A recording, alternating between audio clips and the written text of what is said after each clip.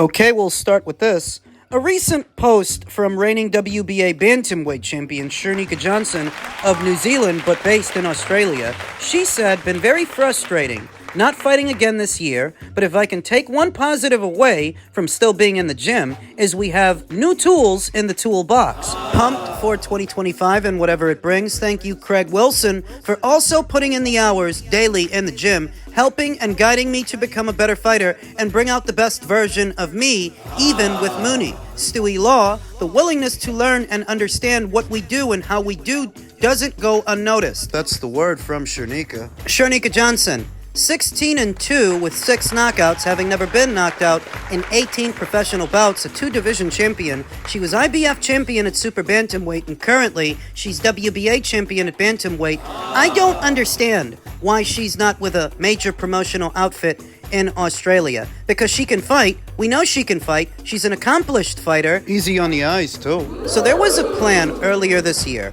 right after the Nina Hughes fight for the WBA title, the fight where Sherika became WBA champion, to put her in the ring with America's own Jamie Mitchell. That didn't happen. A former champion. It was a 2-fight plan. First, a Jamie Mitchell fight, then a rematch with Nina Hughes. Neither of which took place this year, but they should have, and they would have, if Sherika actually had some money behind her. That's the root of the problem. She's not with a major promotional outfit to finance her fights. So she fights whenever she can, wherever she can. She is affiliated with Lou Dembella. But Lou is not a major promoter. You have a New Zealand-born, Australian-based fighter whose quote-unquote promoter is Lou DiBella in America that doesn't have a broadcast deal. Not here. Even more bizarre is that he has been doing some business in Australia because he's also George Kambosos' promoter. Which is likely why Sherika's rematch with Nina Hughes has landed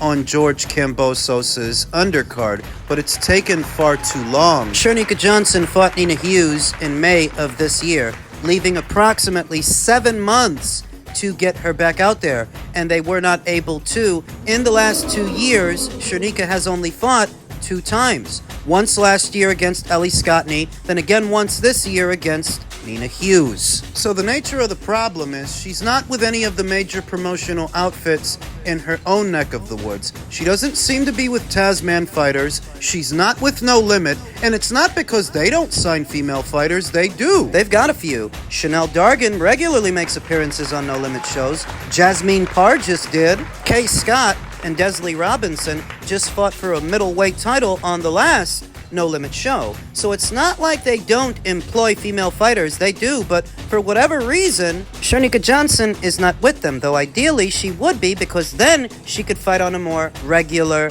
basis. Johnson. The hope is that in the coming year, with the topography in Australia and things changing the way that they are, that maybe someone will pick her up. Maybe No Limit Promotions, or maybe Matchroom. George Kambosos' fight just so happens to be his Matchroom debut, and Sherika is boxing on that show. So if she does a good enough job on Nina Hughes, maybe Matchroom will pick her up. Matchroom! So like they haven't signed Australian fighters before. They signed Ebony Bridges. They signed Dempsey McKean. They signed Sky Nicholson. Justice Hooney! Chayo Pataya. I understand that Sherika Johnson is not an Australian national. She's a New Zealander, but she's based out of Australia. I mean, come on. It's not all, folks. Major moves are being made in the land down under as it pertains to Foxtel, one of the bigger broadcasters in the region. Crawford.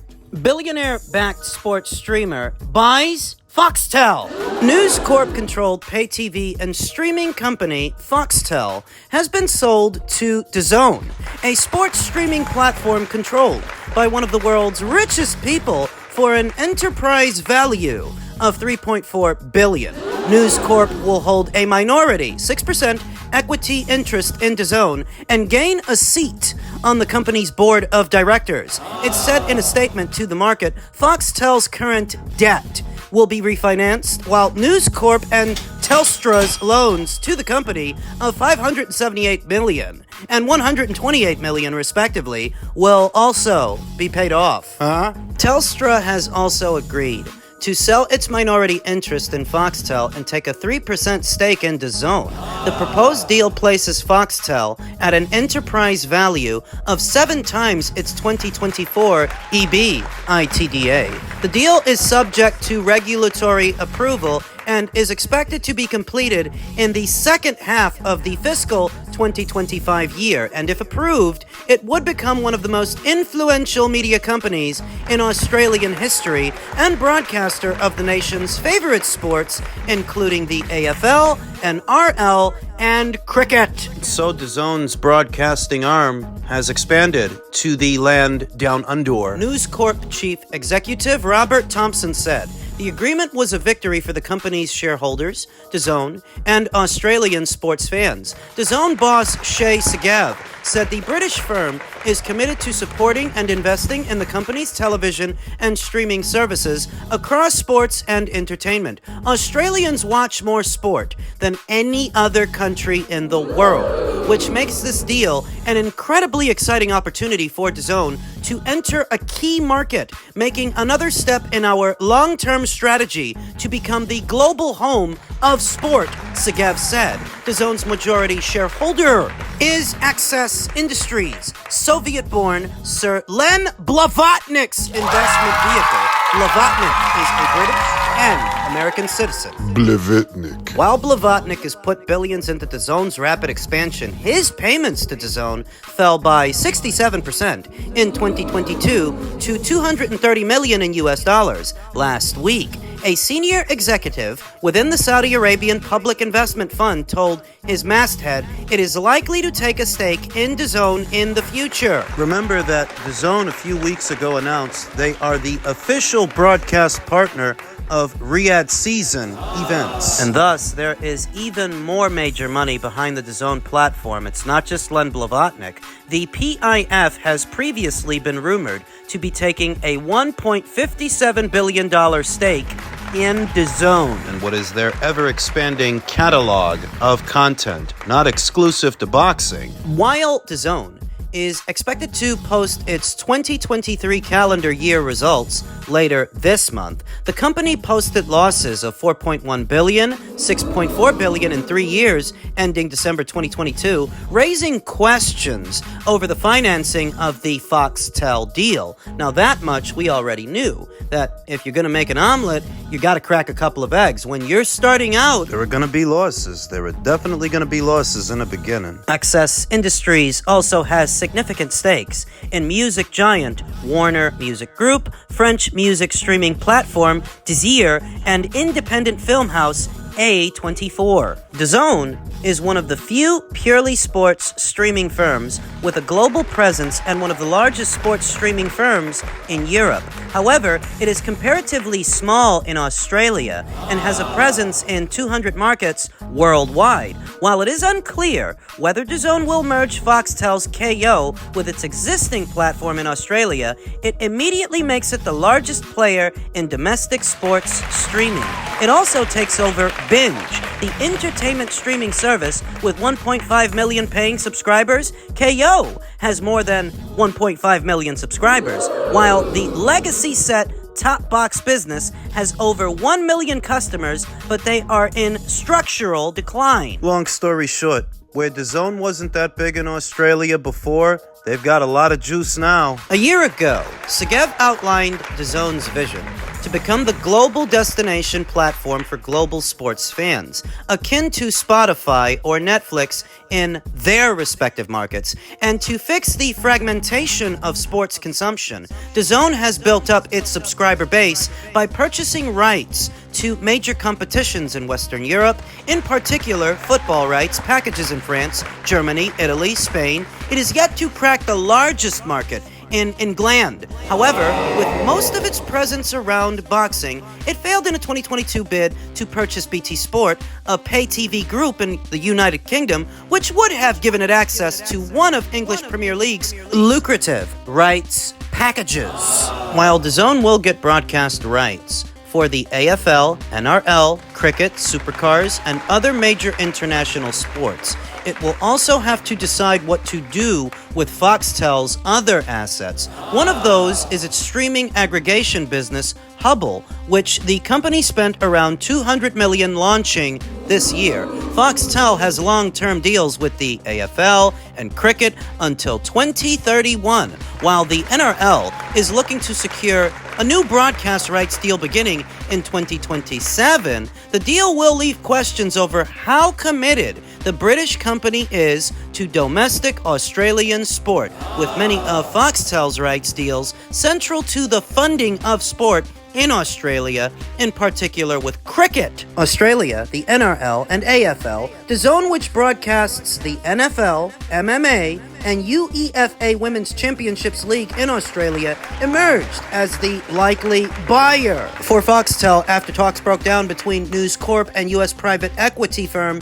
Platinum over the former's unrealistic asking price. Should DAZN receive investment from the PIF, it would give Saudi Arabia greater influence in major markets, including some of Europe's largest economies and Australian sport. The PIF has already poured billions into sport, including Formula One, which will begin its new season in Melbourne next year, while its LIV golf tournament hosts an event in Adelaide. So this can be confusing to the boxing fan, as you are talking about several other sports. The way this pertains to boxing, the long and the short of it, is this gives DAZN greater influence and ability to market themselves as a platform to a large Australian audience. They were just a fly speck before. They're the biggest game in town now! So the other game in town in Australia may have to join forces with them. Greater ability to do fights and promote them and broadcast them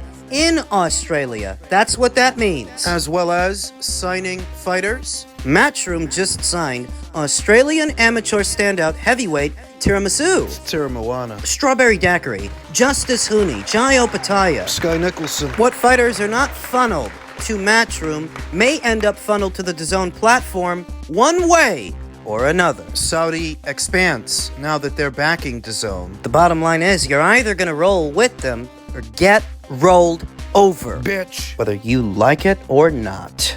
Finally, in men's lightweight news, Gervonta Davis, via his own Instagram stories, claims that the fight is canceled. The upcoming fight with Lamont Roach? Well, Lamont Roach says, "What do you keep asking me for? He said that shit, not me. I'm locked in and ain't shit changed. March 1st, Brooklyn, and the new." Not if there ain't no fight.